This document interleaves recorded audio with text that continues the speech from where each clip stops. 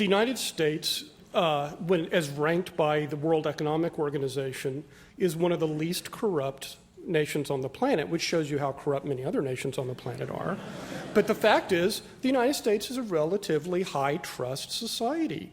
That's why it's attractive, I agree with Jack, for business to start here, for foreign investment and so on. So if you put it into context, not only is the United States today, really far less corrupt than many other countries in the world, but it's, in my opinion, it's far less corrupt than in the past. And maybe I'd like to ask Zephyr. I mean, she's written a very good book on this subject.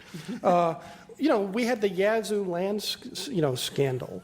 We had, Teapot Dome. We had a Credit Mobilier, and all of this stuff. I was born into a segregated state, Texas, where every Republican vote was thrown out by the local Democratic precinct machine until the 1970s.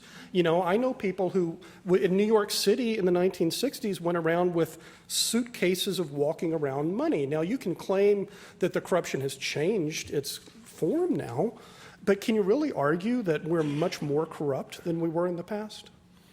Zephyr? Yeah, I actually think there's moments of high corruption, moments of low corruption in American history.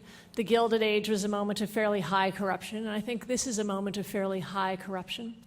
And I think the extreme inequality and poverty that we have right now and struggle for good jobs is a function of that high corruption.